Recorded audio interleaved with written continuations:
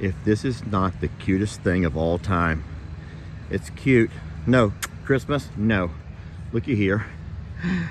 Gary has been left in charge of babysitting. Uncle Gary has been asked to babysit. Christmas, you're not going to go over there. Uncle Gary's babysitting and we're going to leave him alone. How wonderful is that? How sweet though, seriously. Christmas, you're not going over there.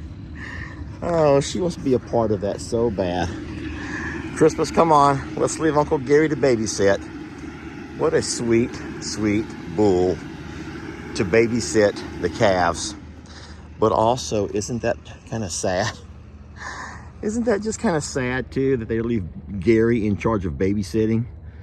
Because he's a real bull. He's not a steer. He's an actual bull. And they left Gary in charge of babysitting. What does that tell you about Gary and where he stands on the hierarchy of our bulls around here?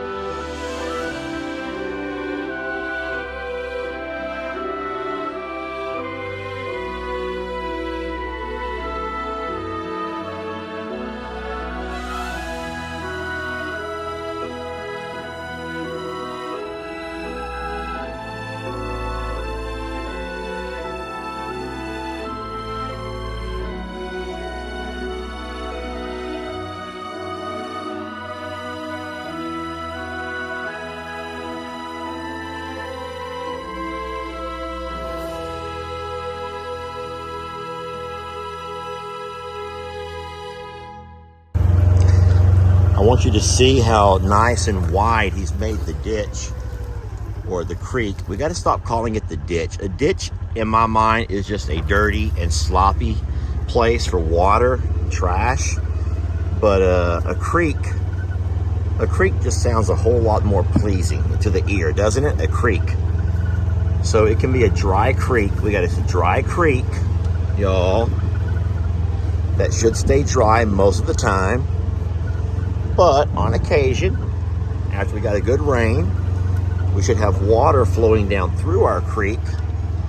And all that water will come across both of these back pastures and exit there in the back far corner.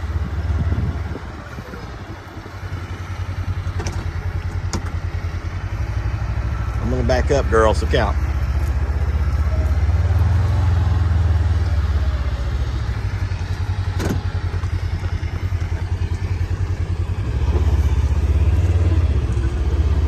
So he's not cleaned out this part of the ditch yet. This is how it looked before. All he's done is removed the trees. And he's putting all of them into windrolls like he's doing now. And at some point, what we have to make sure he does not do is put those windrolls underneath those power lines. We don't want to have an issue when we go to burn and our windrolls end up having to be moved over, because we don't want to end up tearing up the power line. So we may have to move those windrolls over this way a little bit more. I don't know for a fact. All right, today we have to decide which culverts we're going to be using on the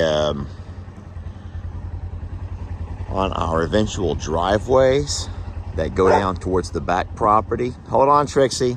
We're going to drive down first and get kind of a measurement, or at least an idea of how deep the ditches are, and then we'll come back and choose our culverts. I'm kind of thinking that we'll probably have to use this size here. Now, I don't know how in the world I'm ever going to get this out of there. That is, how did they ever get that in there? But this is the same size over here, and I can navigate this one down easy enough. All right, there's a whole lot more science involved in this than what people probably realize.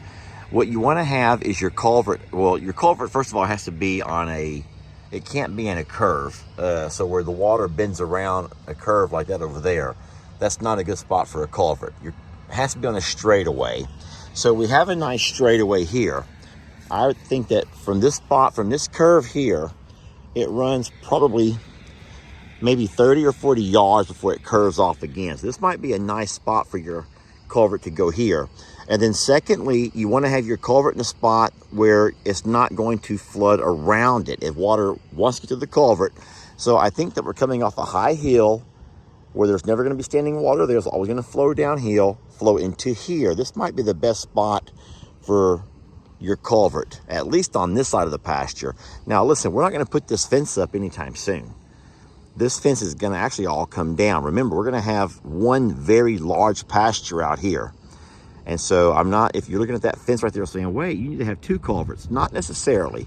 One culvert will be fine unless we ever decide to re-divide our pastures. But if we ever do that, we'll need a brand new fence anyway. This fence is no good.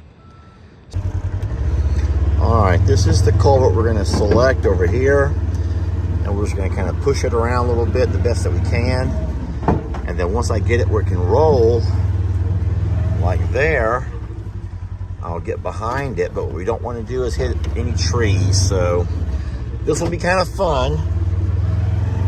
Kind of fun. Y'all bear with me. We're going to drive this right down the hill.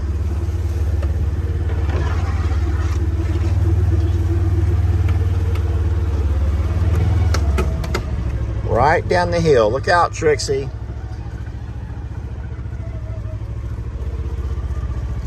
Y'all notice how I left both Sadie and Stella back at the barn because I did not want them to be over here getting in the way.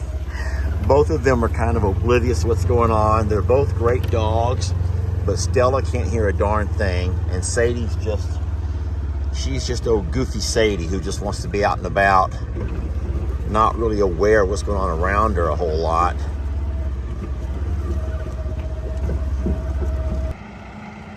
All right, so he and I are on the same page now, and we're going to clean out this area good.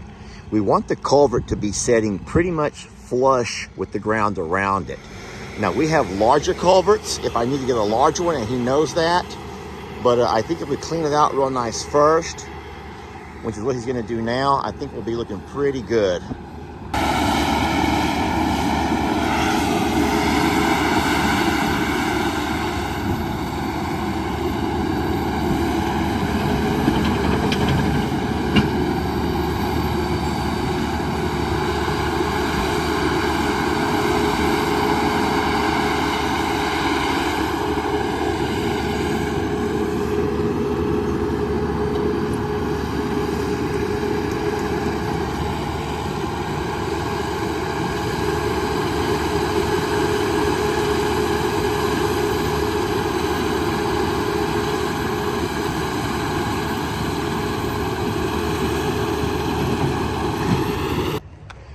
All right, this will be the spot of our crossing.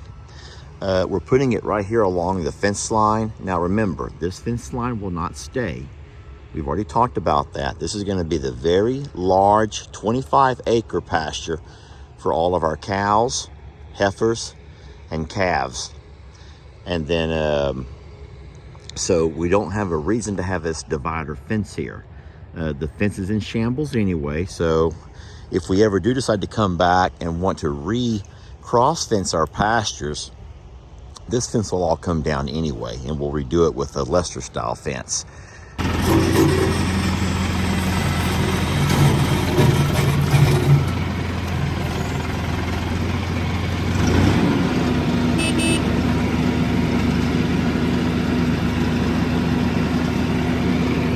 Christmas move.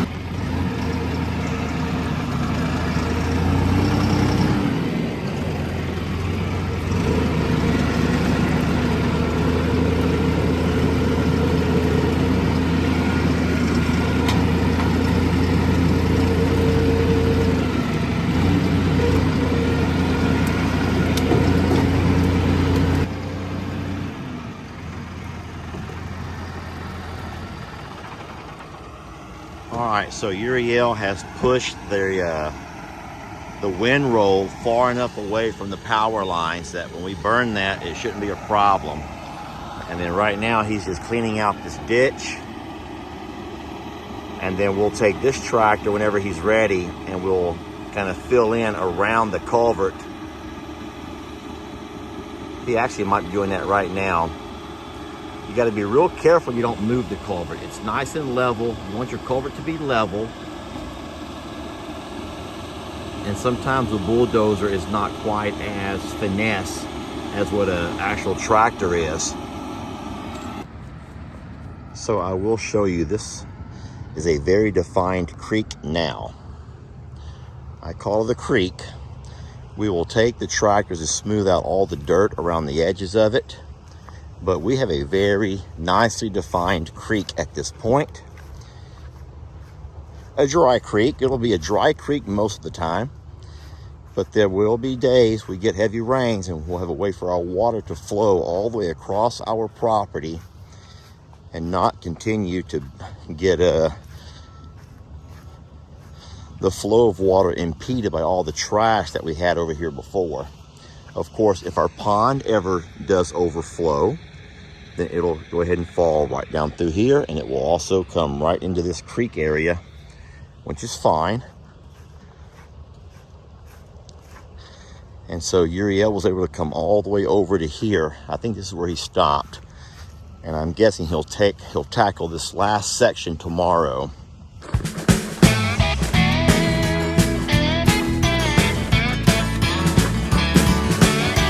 Don't let your troubles fester. Come watch Longhorn Lester. Yeah, something like that.